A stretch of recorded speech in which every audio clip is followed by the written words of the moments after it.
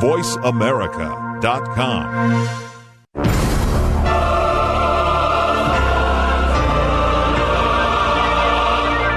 Welcome to Crime Prevention 101 with host Susan Bartelstone. We're so happy you've joined us this weekend.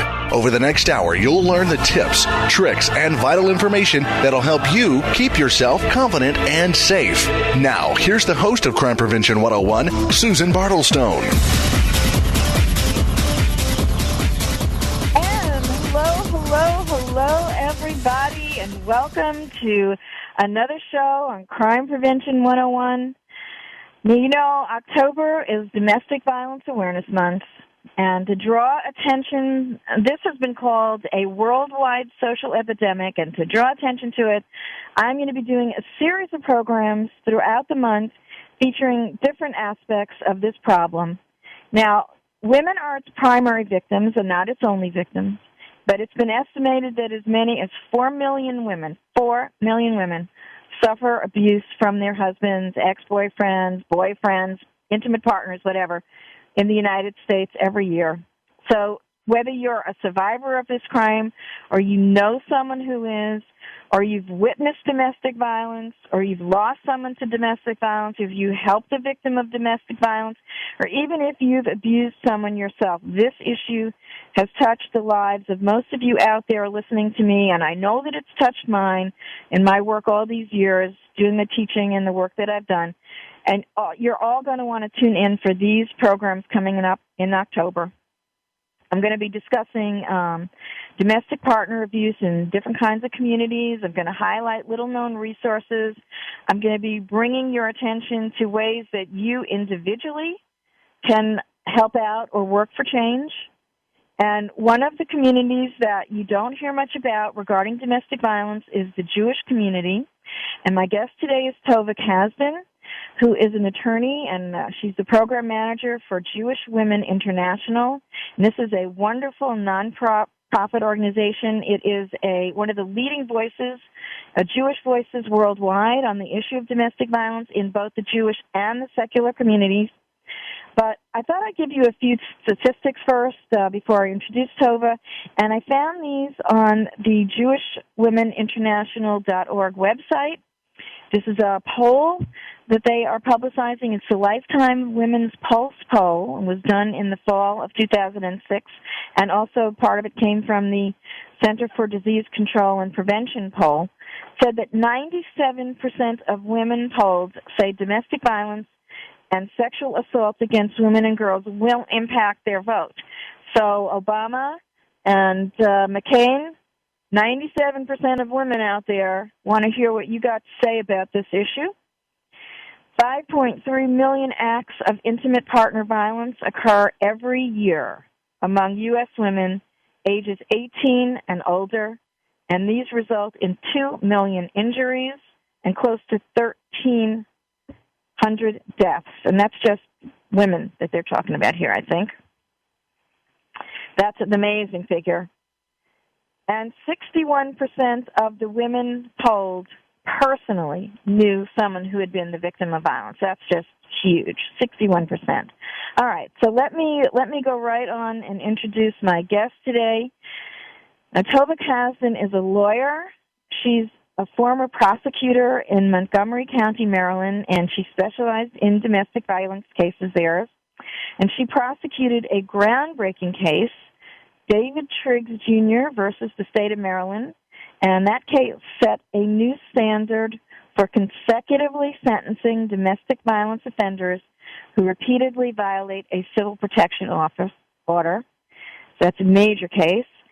She is now the program manager for Jewish Women International, that's JWI, and she spearheads JWI's national advocacy portfolio, and she serves as the organizer of the Interfaith Domestic Violence Coalition, and we're going to be talking to her about this.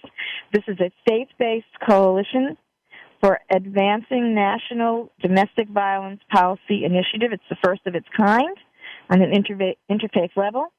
She also leads the JWI Legal Project to increase resources available to domestic violence victims who could not otherwise afford legal representation. Now, on their website, JWI states, and I'm quoting this here, I'm kind of putting stuff together, in the past decade, JWI has advanced as a leading innovator in the Jewish world. Our network of supporters and partners spans the breadth of Jewish and secular communities and includes religious leaders, advocates, community groups, professionals, abuse survivors, and volunteers. And we now have more than 200 active volunteer networks worldwide, united around the concept of repairing the world. I love that, repairing the world. Tovah, welcome to Crime Prevention 101. Thank you so much for having me. It's a pleasure to be here. Oh, yes, my pleasure. Now, it's been called domestic abuse, intimate partner violence, battering, domestic violence. Let's talk briefly. What is domestic violence? Well, domestic violence in general are acts committed against a person to exert power and control over them. Domestic violence and intimate partner violence are very much one and the same, but the more useful term of art is intimate partner violence because it expands the reach, so it's not just that you have to be married to be in an abusive relationship. Intimate partner violence indicates that you can be in a dating relationship and still be abused. So that's why that term is used, but they are very much one and the same. And just be in a living situation and not be married either. Sure. That's correct. That's correct. But it has to be an intimate partner relationship. That is the key to understanding this epidemic. And domestic violence can be physical. It can be emotional. It can be financial abuse. That is, preventing someone from getting a job or stopping them from spending the family income. And that is one way to further control and isolate a woman. And as you mentioned before, the majority of domestic violence victims are women. So for the purpose of this interview, I'm going to be referring to the victim as women. Right, but we know that men can also, they are subject to abuse by a female partner and same-sex relationships. It occurs in same-sex also, so it's not always just men versus women. But we all would agree that is the majority of the cases that right, that's absolutely correct. It can occur in lesbian, gay, bisexual, transgender relationships, heterosexual relationships, any relationship that does have an intimate partner quality to it. Domestic violence can be present. Right, and that's really important to know. You might be seeing that in your friends out there that are in kind of a less traditional than the male-female relationship, and it be on the lookout for that. We're going to actually talk right now. What are some of the signs that domestic violence is occurring in a relationship? Domestic violence can take many different forms, and that's what a lot of people don't realize at the onset, is it's not always the physical battering of a person.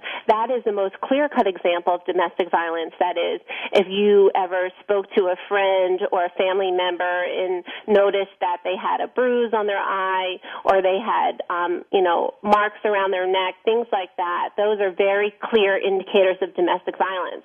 But many times, domestic violence can occur even in a physical way and not necessarily leave evidence of a bruise, or at least not at that time. When I was a prosecutor, sometimes what would happen is these bruises or indicia of physical violence would show up 3 days later. As we all know, if we bump into something, sometimes it takes 3 days until the actual evidence of that act occurred. But physical violence is just one aspect of domestic violence. Emotional violence is one of the aspects that isn't often talked about, and that is really being in fear of your partner because they either threaten to harm you, they say that they're going to hurt a family member if you don't comply, or they're going to hurt your children. Many batterers use children as pawns in these abusive relationships. Mm-hmm. So they will threaten the woman through the child, and she will comply or do what the abuser wants because she's so fearful that he may, in fact, harm their child. There's also there's also economic abuse, or also known as financial abuse. And this is something that, again, a lot of people might not realize, but if you look around you and see some of the relationships, either in your own life or with friends or family, there are many women who are not allowed to have control of their own finances. They may even be working and bringing home the paycheck, but they're not able to actually decide what that money goes to or how it's distributed. And the abuser very much uses money to control the woman. There's many cases that I've been involved in where the woman was literally given an allowance and made to account for every dime she spent at the grocery store, on any type of clothes or anything like that, in order for the abuser to make sure that she wasn't doing anything that he didn't want her to do. Financial abuse can also occur in relationships in which the couple seems relatively well off, even wealthy. Women who, may even be wearing jewelry that looks expensive, they can still be economically abused, and that is they don't have any control over how the money is spent or any access to the funds.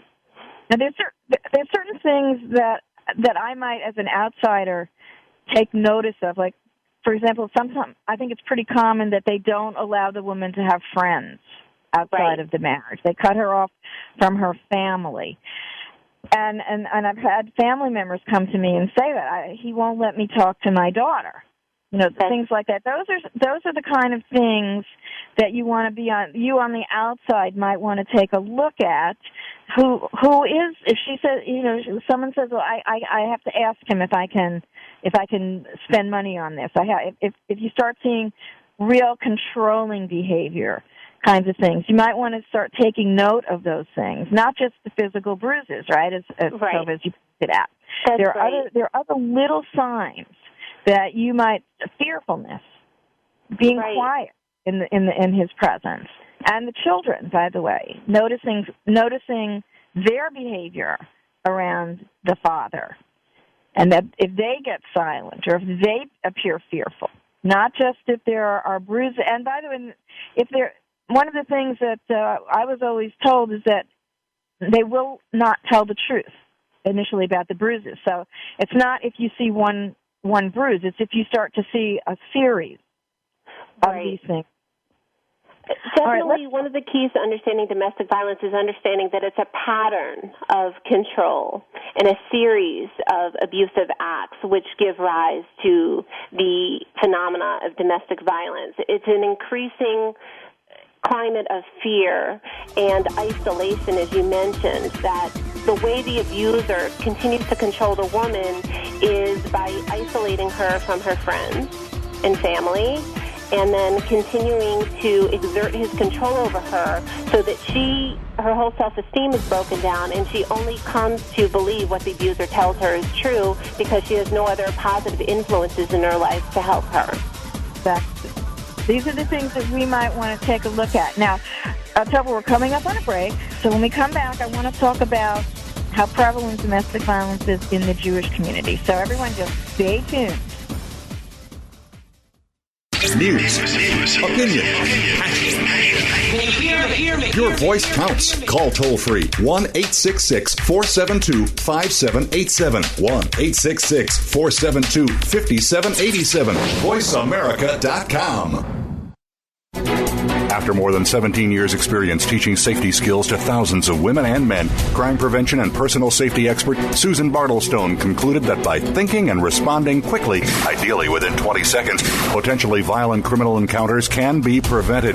Using techniques from many different disciplines and illustrated by 60 real-life examples and success stories, Susan shows how it's done in her new book, Think Fast and Prevent a Violent Crime: How to Respond to Danger in 20 Seconds or Less.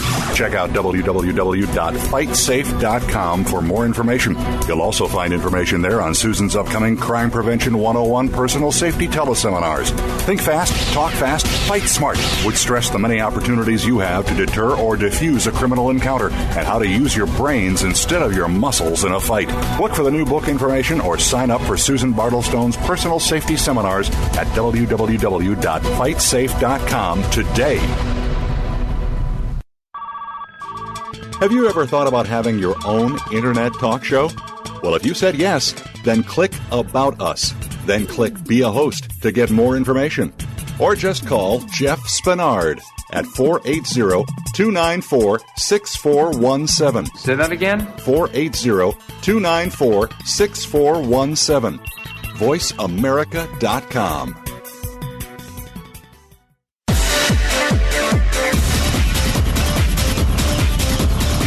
You're listening to Crime Prevention 101 with Susan Bartelstone. We invite you to share your stories, tips, or suggestions for topics you'd like us to cover, and Susan will address some of these on future shows. Send your story or idea to solutions@fightsafe.com. That email address again is solutions@fightsafe.com. Now back to Crime Prevention 101 with Susan Bartelstone.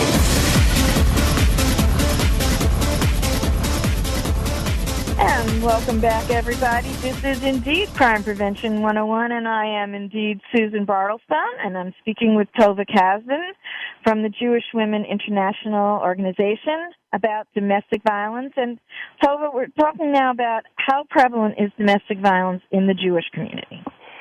Domestic violence in the Jewish community really mirrors the numbers that we see in the greater community. That is 1 in 4 women, as we know, in the greater community, including Jewish women, will experience domestic violence in her lifetime. 1 in 6 women will experience an attempted or completed rape. 1 in 12 women will be stalked. These are all aspects that can include domestic violence. These numbers are mirrored in the Jewish community. There's not one specific study that's been done by the Jewish community, with the hard data. Our organization, Jewish Women International, has done a needs assessment which very much qualitatively supports the fact that it is 1 in 4 in the Jewish community. So the numbers are the same, but many people don't realize that Jewish women are also very much victims of domestic abuse. Now, I want to pick up on that a little later because there are some other issues involved here about why it's not coming to the forefront. But what are some of the misperceptions about Jewish women that, may get in their way to prevent them from seeking help? Well, there's, in many Jewish sectors, including some Jewish women who are religious, there's something called shanda, which is shame, which is many religious women feel that it is, their duty to be a good wife, to make a peaceful home, to create what's called shalom bayit, a peaceful home. And so oftentimes women in general, but also very specifically, very spiritually within the Jewish community, take a great responsibility for creating the sense of peacefulness in the home. And they feel it's a shame, literally a sin, if they can't do that, notwithstanding the fact that oftentimes, all the time, the abuse is not the fault of the victim, most often the woman. It is certainly the fault of the abuser. So the woman might want to, try and make things better and change things and do whatever excuse the abuser says she should do in order to make things better. But at the end of the day, Jewish women oftentimes bear this responsibility on their shoulders, that if they can't make their family life peaceful, that somehow they've failed. There's also another misperception that Jewish women, are very much leaders in terms of their families, in their communities, with their husbands, that they come from nice families, that they come from oftentimes wealthy families is what a lot of people perceive. And people sometimes quite wrongly associate socioeconomic status with whether you can be a victim of violence or not. And that's a critical point. That's a critical point, and it's actually quite wrong and has really served to disallow Jewish women to come forward into a community, not just their own, but the larger community, which understands that despite the fact that they may live in a nice neighborhood, attend a nice synagogue, their husbands, or they even might be leaders within their own Jewish communities, that despite the outside appearances, there can be very serious dysfunction going on the inside of a relationship. It has nothing to do with your religion, how much money you make, what kind of job you have. When I was a prosecutor, I had doctors, lawyers, officials, any type of very respected person who was very much a batterer with the cases I prosecuted. So it really has nothing to do with that. I should also note, and this is what really sparked a lot of my interest in working in the Jewish community on domestic violence, is that when I was a prosecutor in Montgomery County, Maryland, for over 4 years, I didn't have one victim who came forward who was Jewish on the criminal docket. And to me, that says a lot about what, if any, comfort level Jewish women see in the criminal justice system or the civil legal system in terms of addressing these needs.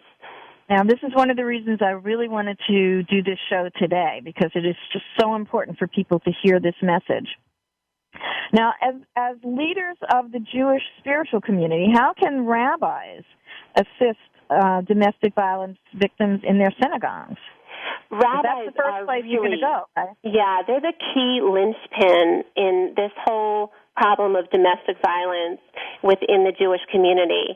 And I'll certainly address this in a moment. Our Interfaith Coalition was really spawned by the understanding that oftentimes victims of domestic violence turn to their religious leaders and communities for comfort, for advice, sometimes very much for physical help and financial help during times of crisis. And if rabbis don't understand the dynamics of domestic violence and don't understand the very real imminent threat it poses to women and her children, then we have a real problem here, because then the rabbis can't responsibly address the problem. And rabbis can be instrumental in helping Jewish women in a number of ways. They can create special protocols within their synagogues. So let's say a family comes to the attention of the rabbi and he understands that it's a domestic violence situation, then his congregation could already have protocols in place. So, for instance, how can they either coexist within the synagogue, or does, one person need to step aside in the community? Oftentimes in the past, it was the woman and the children who were shunned, almost like, pariahs, and the husband just went along his business, and the woman then felt isolated and nowhere to turn. So rabbis, through training, are really starting to understand that women need and really expect their religious leaders to have this kind of understanding and skill level. And rabbis can get this training in a number of ways. Certainly, Jewish Women International, we host an international conference every year.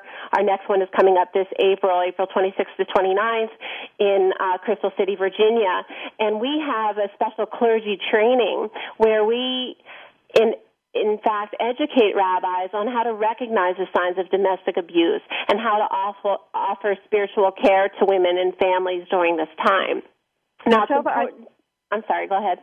I was going to say, I saw on the JWI website that in New York, where I am, JWI and the New York Board of Rabbis completed a 2-year incubator project to provide training. So, as something like that, are you going to be doing that at the conference for them, or do you offer that in any community that wants it? Right. Depending on the community, if we have a clergy task force that's set up, and that includes rabbis from all over the nation. And the purpose of that is to train and educate them, and for them to then bring the work out into their communities and connect with other rabbis in their communities so they can start spreading the word in understanding what domestic violence is about, how it affects families, how they can be instrumental in helping providing a safe refuge for women and children who are victims of this violence. So really, there's been a great understanding and improvement within the Jewish community, but there's still much work to be done. And the project you referenced, the Dayenu Project, is one that JWI has worked on and certainly would be open to working with other people in other communities. Oh, I'd love to see that replicated. I think it should, because there's got to be more awareness that this is not a biblical thing. This is right. a man-woman thing, and you can't look at it like that. And I think that this is a really important project, and I'm just wondering how many was it an overall broad spectrum of rabbis, or did it come from Reform or conservative or from the Orthodox community? What was the... Right. I mean, and I'll just talk more broadly about our clergy outreach in general, we don't just outreach to one community, we outreach to rabbis across the spectrum. So that is Orthodox rabbis, conservative, Reform, Reconstructionists. We have a great diversity of rabbis on our clergy task force. And some of the great leaders, within this movement are not only female rabbis, but also male rabbis who have taken this cause on very personally. Rabbi Dratch, Rabbi Rose, right here in the Washington area, they are committed individuals to this cause and in educating their congregation, because once you see how prevalent it is and you open up your eyes to it, you can't help but want to, assist these women. There might be a misconception that the more Orthodox rabbis are not open to this, and I'm glad to hear that that's not the case. I think it's really hard to make generalizations. We really try and stay away from that because we have committed Orthodox rabbis, we have committed rabbis at every sector of the Jewish religion. However, of course, there's lots of more work that needs to be done. There's still many rabbis who are very resistant to really appreciating how domestic violence affects, not just the individual family, but the well-being of the community. So there's always more work to be done, which is why we try and do our education, our training, and our advocacy. We're always pushing out our programs on not just domestic violence as it relates to married individuals, but also teen dating violence. And, these issues start quite early in the relationship abuse cycle. And if we can, through rabbis in synagogues, outreach to the, young women and men in the congregations, JWI has both girls and boys programming to that effect, then you really have a much better chance of educating people before they find themselves in an abusive situation. Mm-hmm. The prevention piece is really key here. Now, I saw on the website that you have something called When Push Comes to Shove, It's No Longer Love. And this is a curriculum that you offer for teens in synagogues and high schools and universities and hundreds of different kinds of community settings. And the teens themselves become active participants in this. That's right. We've had great resource. Really fantastic feedback from our programs. And sometimes they're done by JWI staff, but oftentimes they're done by people who have taken the program and say, oh my gosh, I need to bring this to my college campus, or I need to bring this to my high school. This is fantastic. What we have it's a toolkit, and it's, a facilitator leads the discussion. There's exercises that you bring the teens through so that they understand, really what are some indicia of, strong, healthy relationships, and what are some indicia of relationships that are controlling and not necessarily good. And you think that might be easy to tell apart, but what we're finding is it's the actual process and discussion with the young people that allows them to arrive at the conclusions that we're hoping that they will, which is, if I'm not feeling good about the relationship that I'm in, I don't need to feel isolated and be in it alone. I can reach out to my parents, or if my parents aren't receptive, my friends or my youth advisor or my rabbi. That we try and give them many different outreaches so that there's always, an ear that's willing to hear them. Excellent. There's a lot of resources on that JWI website I'm going to be talking about. I want to talk about, back up a second, about, there's the question, why doesn't she just leave? And I wanted to talk about anything that's specific in terms of leaving abusive relationships, and anything that might be specific in the Jewish community that other women might not face around that issue. Sure, that's a great question. I mean, everyone who ever, learns about domestic violence in looking at it from the outside says, well, if anyone treated me that way, I would just leave. Why doesn't this person leave? She must not be strong enough, or she must not believe in herself enough. But really, it's a lot more complicated and nuanced than that.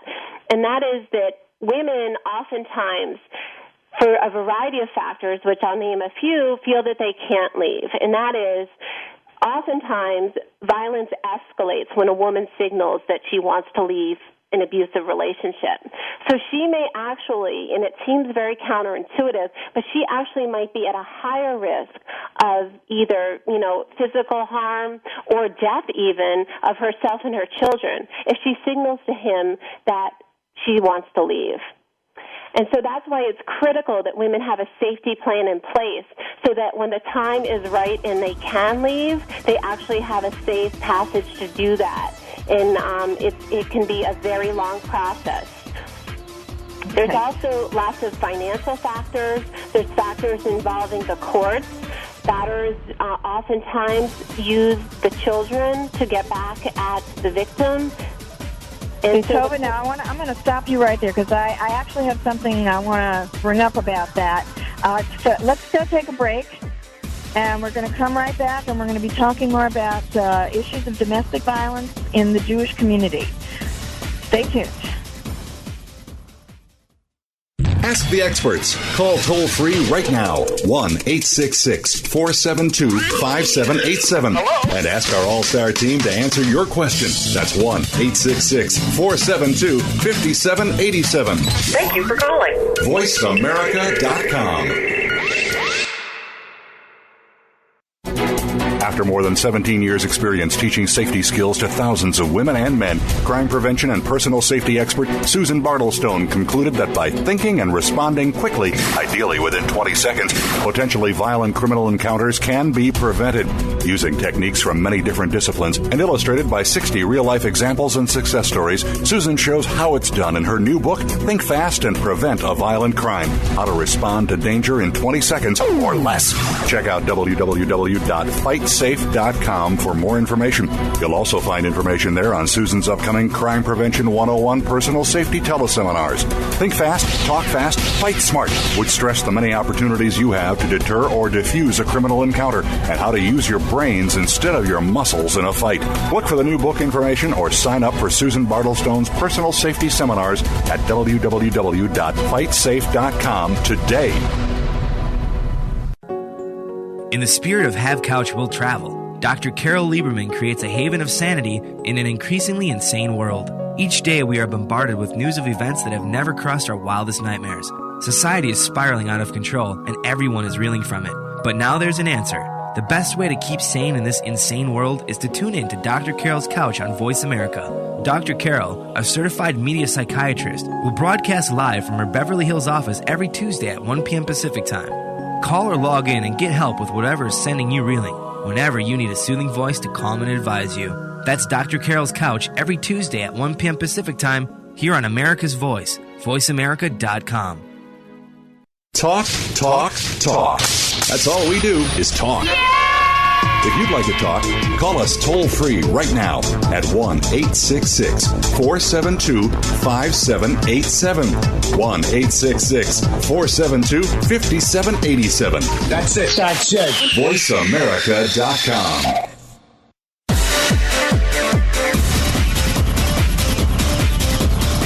You're listening to Crime Prevention 101 with Susan Bartelstone. We invite you to share your stories, tips, or suggestions for topics you'd like us to cover, and Susan will address some of these on future shows. Send your story or idea to solutions@fightsafe.com. That email address again is solutions@fightsafe.com. Now back to Crime Prevention 101 with Susan Bartelstone. And welcome back again. This is indeed Crime Prevention 101, and I'm talking with Tovah Kasdin from Jewish Women International, and we were getting into this great topic. Tovah, let's continue to pick up where we were talking about. Sure. We were really talking about why it is that women don't leave a battering relationship, because it seems so obvious that if someone's hurting you, the natural thing to do would say, I need to leave. And I was mentioning before that one really strong reason why women don't leave is because the abuser oftentimes threatens to take away the children. And you would think that women would fare better in custody court in explaining the violence to the judge, and the judge certainly wouldn't want the children to be exposed to this violence anymore, so would naturally give custody to the protective mother. But the data does not hold that up, and women are losing custody of their children at alarming rates. And very much so, they sometimes stay in these abusive relationships because they know that uneducated judges and lawyers who don't know anything about domestic violence are going to fall prey to the abuser's constant manipulative tactics in court, which is saying, oh, she's making this up, she's trying to turn the kids against me, and all these other arguments. Lots of reasons why other people don't leave is finances. Women naturally, if they, even if they are working, they may not be able to support themselves and their children in a way that they feel would be an appropriate life for their kids, and that's another reason. Specifically in the Jewish community, oftentimes... One other specific issue in the Jewish community? Right, is that the man will often use the get, which a get is a Jewish divorce, and in traditional marriages in which, and that's a whole other complicated area as to who really needs a get, but just to simplify it, if you are a religious woman who wants to then remarry in the religious community, you need a get, and the Jewish divorce can only be granted by the husband. In abusive relationships, this then protracts the ability for the man to manipulate and coerce his wife into not leaving. He might threaten her that he'll never give her a get. And in the Jewish community, that's a very big deal. She could be seen as something called an aguna, which means a chained woman. She will never be able to remarry. And if she did have another relationship, any children in that new relationship would literally be considered bastards. They would not be considered legitimate in that sense. And so having the ability to obtain a get and go before, the rabbis in the proper way and have that process be respected is very much in the hands of the man.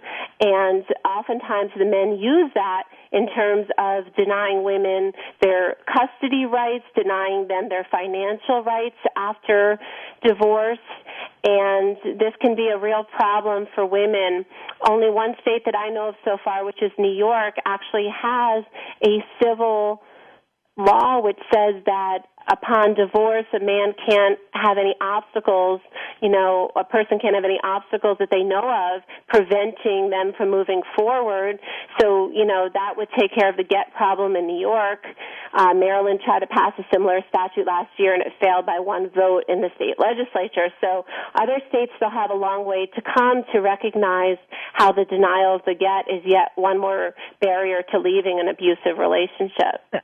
In New York, that law really will prevent men from not giving a woman the get? Can they actually legislate a religious thing like that? Well, it's seen as an obstacle to obtaining the civil divorce, that as part of the statute, it's not so much being seen as, mixing the religious with the state, so much as saying that, upon completion of this divorce, I testify that there's no other barriers that I'm holding over my spouse that would, disable them from moving forward. I'm not, quoting the statute, verbatim right now. I'm giving you the sense of it.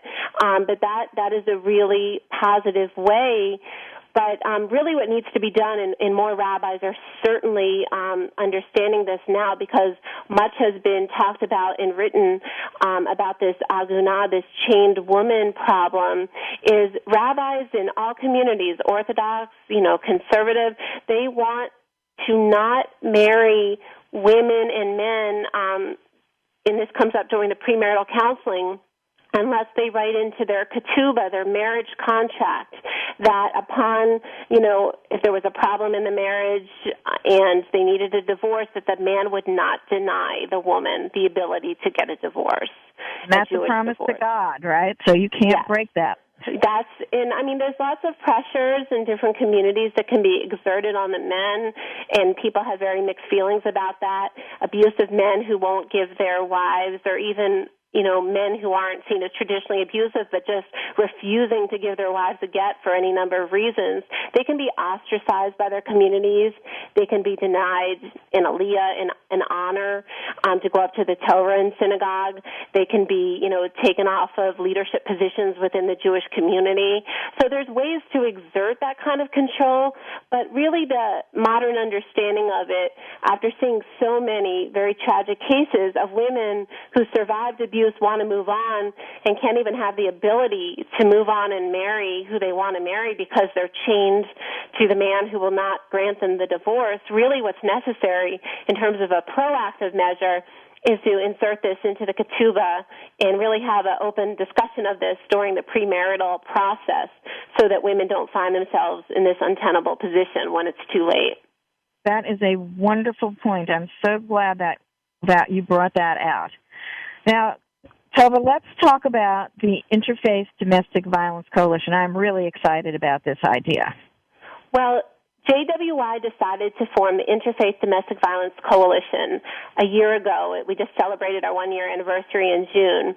And this has been a very positive and tremendous energy collaboration that's gone on in our communities across the faith-based lines. We have over 20 faith-based groups, everywhere from Jewish to Muslim to Mennonite to Presbyterian to United Methodist to Unitarian Universalist, any number of congregations. Evangelical just joined us. And what we do is we all come together in a first-of-its-kind initiative to say, we need to have a progressive religious voice on domestic violence that's going to stand up for legislation and funding of federal programs to help domestic violence victims. So we're all about, lobbying. We had a Capitol Hill event last February featuring Senator Klobuchar and Congressman Ted Poe, who really spoke. Senator Klobuchar was a former prosecutor, and Judge Poe, he was, a former judge, and they spoke about how domestic violence was so corrosive and, debilitating to the individuals they saw, and why it's so necessary that we support federal programs such as the Violence Against Women Act, the Victims of Crime Act, the Family Violence Prevention and Services Act, in terms of, fully funding these programs so that victims who find themselves in need of counseling, legal assistance, shelter, that they can get out of the abusive relationship and have the community support they need to create new, safe lives. This is so exciting to me. All right, we're going to take another break. One more break. We'll come back, and I'd like to talk about the JWI Legal Project and some of the other resources from JWI. So everybody, do not go away. Do not touch your dial. Stay tuned. Have you ever thought about having your own internet talk show? Well, if you said yes, then click About Us. Then click Be a Host to get more information. Or just call Jeff Spinard at 480-294-6417. Say that again? 480-294-6417. VoiceAmerica.com. Hello, we're Mike and Susan. Hello, I'm Catherine. We are the March of Dimes 2008 National Ambassador family. Although Catherine was born extremely premature with many challenges, today she is a healthy 5-year-old thanks to the March of Dimes. I'm Don Germano, Senior Vice President of Kmart Stores. Kmart is proud to support March of Dimes' mission to help moms have full-term pregnancies and healthy babies. Please make a donation at any Kmart or at marchforbabies.org so that one day all babies are born healthy.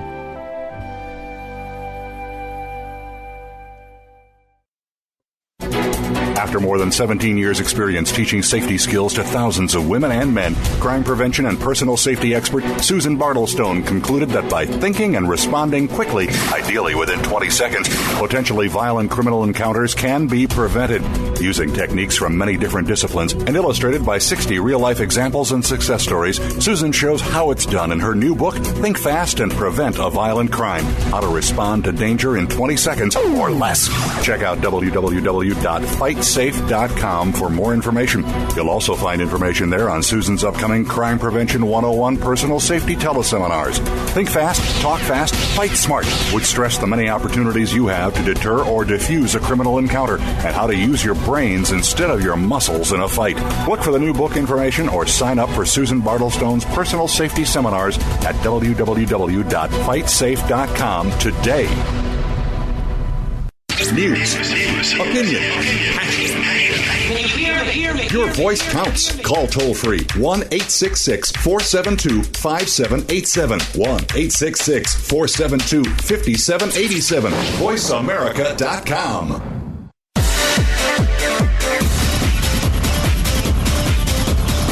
You're listening to Crime Prevention 101 with Susan Bartelstone.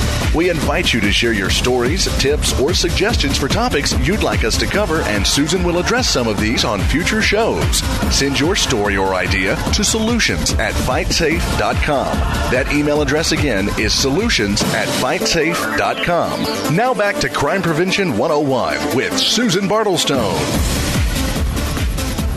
And welcome back, everybody. And I'm talking with Tovah Kasdin from Jewish Women International.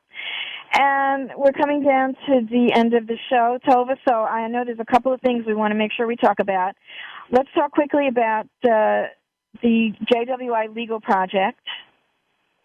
Sure. The JWI Legal Project is something we started a couple of years ago in response to the myriad calls we get every day at JWI from women from every religious background in Judaism. We get calls from the United States as well as, outside the United States, from Israel and other countries. And many of the commonalities of their stories are the same, which is they find themselves without any money, with an inability to find long-term housing, and many of them have lost custody of their children. As I mentioned before, battered women are not doing well in court. They oftentimes don't have the resources to obtain, trained attorneys who understand domestic violence. And even if they have excellent attorneys, I just got a call from, a woman who did everything right, had the best attorney in the world, and still had a judge who very much did not understand what domestic violence was and took away her children from her, even, with lots of evidence of, domestic violence and sexual abuse going on in that relationship from experts that are well-renowned and trusted. So we oftentimes face an uphill battle in how can we help women who desperately need help. And the first thing we decided to do was create resources on our website. And again, this is information and not legal advice that we're giving, but allowing people to understand what is the civil justice system, what is the criminal justice system, what can you expect if you want to know about getting a protective order, what are some tips you might want to know if you find yourself going to court without an attorney, which the vast majority of women do find themselves at some point without an attorney, either because they can't afford one or they've spent all of their money and lost the case and now are forced to represent themselves. So there's many dire situations in which women are representing themselves. We also created these resources to help not just victims, but advocates and supporters of domestic violence victims. And we have lots of different topics. We also, as we mentioned in the previous segment, we have a section on the get, and so people understand how, what you need to know to get a get. And these resources, we hope, will be helpful to women as they go forward. We also try, when possible, to allow people the opportunity to call organizations we know in different communities across the United States who might be helpful in finding a pro bono attorney to represent them when, in fact, they have run out of resources, using the channels that they've already explored. So, good trained Great. legal representation is a continuing problem, and that's why we've created the Legal Project. That's a great resource. Now, there was one other thing that I know you wanted to mention. I did want to mention our Domestic Violence Awareness Month campaign, which is called Agents of Change. And if you go to our website, which is www.jwi.org,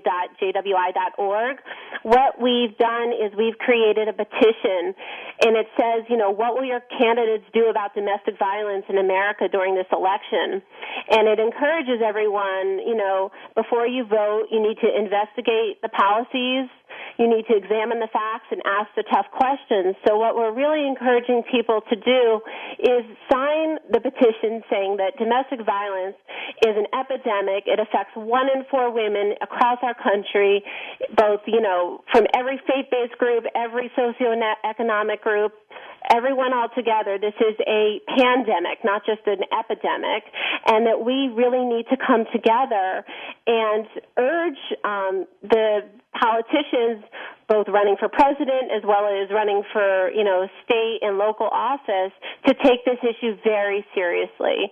And if 97% of women, according to the Lifetime poll, say that this is an important voting issue, then we think candidates should be talking about it. And this really reflects the work that we've done. The Interfaith Coalition has suggested language that to both, the platform committees of the Democratic and Republican parties that talk about domestic violence. So if you go to our website, you can see how domestic violence was or was not included in the DNC and the RNC platforms, and you can sign our petition, and we hope that you will and pass that along as well to all of your networks, because we want to be able to present the candidates running for president with petitions before voting day saying, this many people care about this issue. We hope that in going forward in your administration, you will make this a priority. Tovah, this is a great resource. Thank you. I thank you so much for coming on Crime Prevention 101 and talking with me today. I want to urge everybody to take a look at jwi.org. I mean, there's a tremendous amount of resources on there. There's a National Training Institute, which has monthly teleconferences for professionals who work with victims and survivors of abuse. There's the National Alliance to End Domestic Abuse, which is a virtual community for people. Got something called the Mother's Day Flower Project, which you can contribute to, and that sends flowers to 150 battered women's shelters across the United States, because every mother should be honored on Mother's Day. I think that's just wonderful. There's a couple of women's economic security projects there, resources for you, just a lot of stuff, jwi.org. Again, as I always say in every show, there are no absolutes that exist in a crime scenario, and no advice can address every variable. You have to evaluate each situation individually and respond in the way that you instinctively judge best. And what I hope to accomplish with this show is to give you the kind of information and options that will help you make that instinctive assessment very quickly. For those of you out there who are survivors of what we've been talking about today, or of any other crime or violence, please understand that nothing that happened to you was your fault. Even if you think that you used bad judgment in a situation and left yourself vulnerable, that's never an excuse for a crime or for violence. And please call yourself a survivor and not a victim. And understand, that with the proper professional help, you can put what happened to you in perspective and get on with your life. Also, if any of you out there would like to hear some of the past shows, Crime Prevention 101, which I've covered some really great and important topics, just go to my host page on the voiceamerica.com website. All the past shows are archived there. Or you can go directly to Crime Prevention 101. That's a little link I set up that will take you directly to my host page. And on my DearSafetySolutions.com website, I have posted all sorts of helpful information for you. There's going to be a link to the jwi.org website and a couple of other domestic violence websites. I'm going to post them up there. Don't forget, on my safety tips pages on the DearSafetySolutions.com website, I've got a tip sheet on making a safety plan if you're in a domestic violence situation. Also, don't forget that you can ask Dear Safety Solutions. If you've got a question or a comment about today's show or any of my shows, if you've got a concern that you'd like me to help you out with, or an email you'd like me to comment on, just go to my website, and on the left side, you can see you can post the comments on the response box there. You can also just email me, solutions@fightsafe.com, and use the header, I'd like to get your help. Got some great shows coming up in future weeks. More shows on domestic violence. And also I've got, October is also Crime Prevention Awareness Month, and I've got a great guest coming up, Todd Davis from the LifeLock Group, and he's going to talk about how to prevent identity theft. I'm really excited about this show. And so what I always say is, it'd be a crime not to listen. So stay tuned and stay safe.